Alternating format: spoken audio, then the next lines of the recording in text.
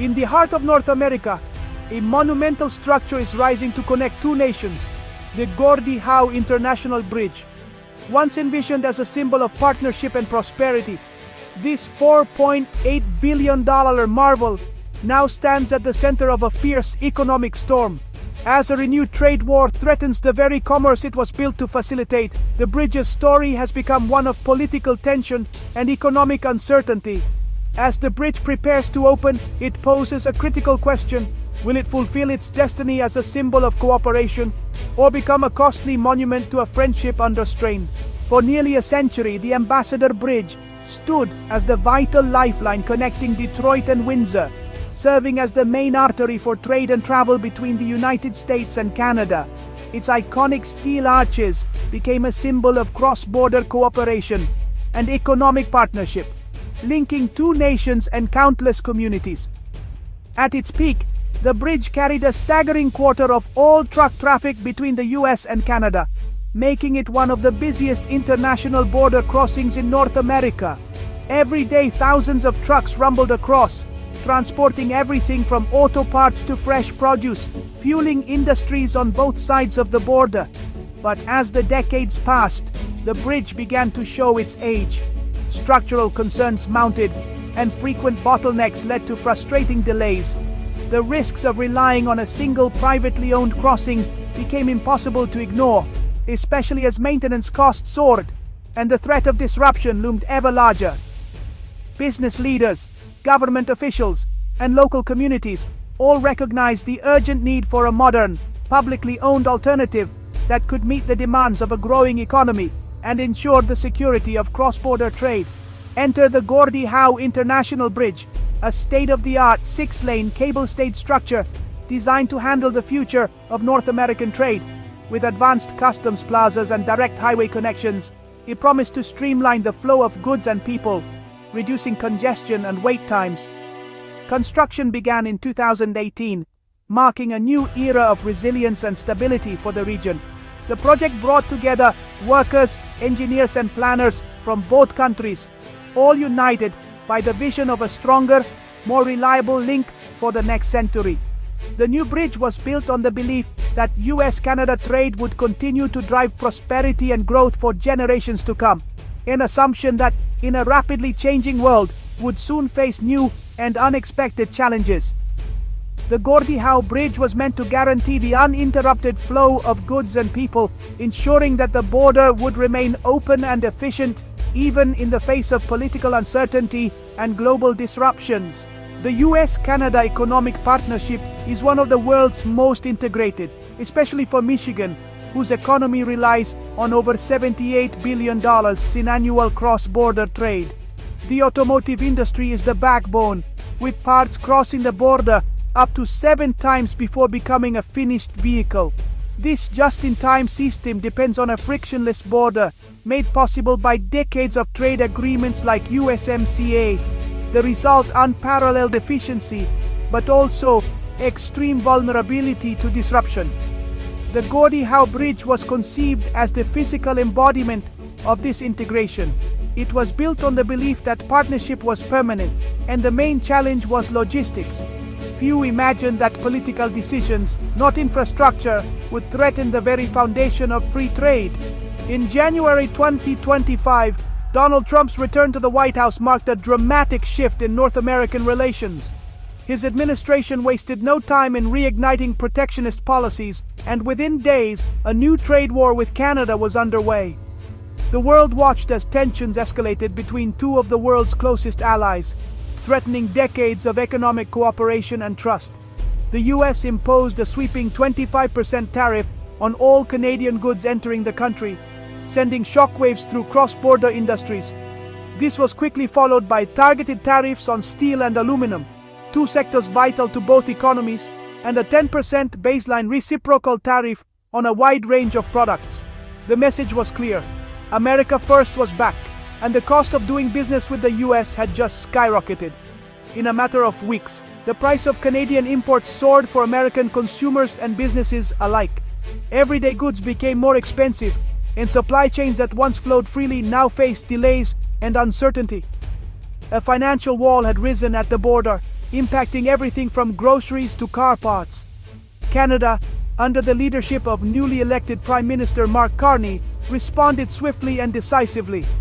Ottawa slapped a 25% tariff on U.S.-made vehicles, a move aimed squarely at Detroit's auto industry, and banned American firms from bidding on Ontario's lucrative public projects. The message from Canada was equally clear. Retaliation would be swift and targeted. Toronto, Canada's economic engine, shut out American contractors from major infrastructure projects. Across the country, shelves emptied of U.S.-branded products as certain imports were halted.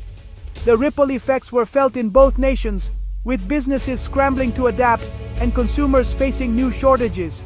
The once stable trading relationship between the U.S. and Canada unraveled at a breathtaking pace. In less than 3 months, trade volumes plummeted and long-standing partnerships began to fracture. The economic fallout was immediate and severe. The Gordie Howe Bridge, a symbol of cross-border cooperation and nearly complete after years of construction, now overlooked a river of division. What was meant to unite now stood as a stark reminder of growing discord. The economic purpose of the bridge was thrown into doubt, as traffic dwindled and uncertainty loomed over its future. Local businesses and workers who had counted on increased trade now faced an uncertain road ahead. The very foundation of the North American partnership, built over generations, was cracking under the strain. Old alliances were tested and new divisions emerged. What was built as a symbol of unity now stood as a monument to discord, casting a long shadow over the future of U.S. Canada relations. As the region braced for the fallout, families, workers, and businesses on both sides of the border wondered how long the standoff would last, and what the true cost of this new trade war would be. The Detroit-Windsor corridor became ground zero for the tariff war's impact, especially in the auto industry. With 40% of Michigan's auto parts sourced from Canada, a 25% tariff threatened to unravel a century-old ecosystem. Stellantis idled its Windsor minivan plant, rippling through thousands of jobs and suppliers. Industry leaders warned that tariffs would force companies to operate at a loss, unsustainable for long. Michigan's vehicle exports to Canada collapsed, inventories piled up and shortages spread. The just-in-time supply chain descended into chaos, forcing companies to consider costly, years-long re-engineering. Workers faced anxiety and instability, with layoffs looming. As Windsor's mayor put it, the trade ties are like an egg that can't be unscrambled without a mess. The tariff war was scrambling that egg, leaving communities facing an uncertain future. The trade war's impact rippled far beyond autos, hitting construction and Main Street hard. Tariffs on steel and aluminum drove up costs, derailing projects and threatening jobs. U.S. construction slowed, while Toronto's building boom accelerated, locking out American firms from Ontario's lucrative contracts. Michigan's unemployment rate climbed, and economic anxiety spread. Businesses froze hiring and investment. Consumers delayed major purchases. Retail sales and home builder confidence dropped, and cross-border tourism plummeted by 32%. The trade war wasn't just about tariffs. It was eroding the economic and social fabric of the region. The pain was felt everywhere, from construction sites to local shops. As tensions escalated, experts painted a dire picture. Colin Bird, Canada's Consul General in Detroit, called Michigan the bullseye of the tariff fight, warning of deep, lasting damage. Industry analysts agreed the auto supply chain couldn't survive a 25% tariff. Local leaders, like Windsor's mayor, used vivid metaphors, an egg that can't be unscrambled, to describe the irreversible integration. Despite the crisis, some held out hope that economic logic would force a resolution. Diplomats downplayed the conflict, signaling a desire for negotiation. The consensus: the tariffs were causing immense harm, but the U.S.-Canada partnership's strength offered hope for recovery. Amid the bleak outlook, a diplomatic breakthrough emerged at the June 2025 G7 summit in Alberta. President Trump and Prime Minister Carney met face-to-face, signaling a willingness to negotiate. The economic pain in both countries, especially in the auto sector, made compromise urgent. The leaders announced a tentative plan to pursue a new trade deal within 30 days, sending relief through markets and communities. While challenges remained, the summit marked a turning point. from confrontation to negotiation. The act of agreeing to talk was a powerful signal that the relationship could be repaired. The path forward would be difficult, but the first step had been taken. For Detroit-Windsor, hope returned that the bridge might yet fulfill its promise. The Gordie Howe International Bridge now stands as a powerful parable about the delicate balance between national interest and international cooperation. Its very existence is a testament to what can be achieved when two nations choose partnership over rivalry and vision over division. Yet, the bridge's ultimate fate hangs in the balance, shaped by the outcome of the ongoing trade dispute. It could become a bustling artery of commerce, fueling growth and opportunity on both sides of the border, or risk turning into a $4.8 billion white elephant, a symbol of missed potential and political gridlock. The events of 2025 made it painfully clear. In a trade war, there are no true winners. Instead, we saw only disruption, lost jobs, and squandered opportunity. Communities suffered, businesses faltered, and families faced uncertainty as the ripple effect spread far beyond the negotiating table. The bridge stands as a daily reminder that decisions made in distant capitals have real tangible consequences for ordinary people, workers, families, and entrepreneurs whose lives are shaped by policies they may never see.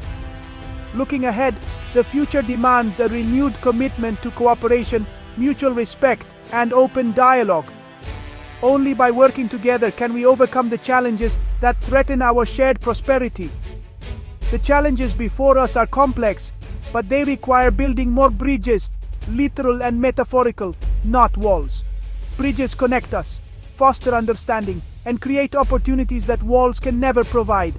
Let the Gordie Howe Bridge inspire us to seek common ground, to remember that our destinies are intertwined, and that shared prosperity will always outweigh the fleeting gains of political posturing. May this bridge stand not just as a feat of engineering, but as a lasting call to work together, across borders, across differences, for a better, more prosperous future for all.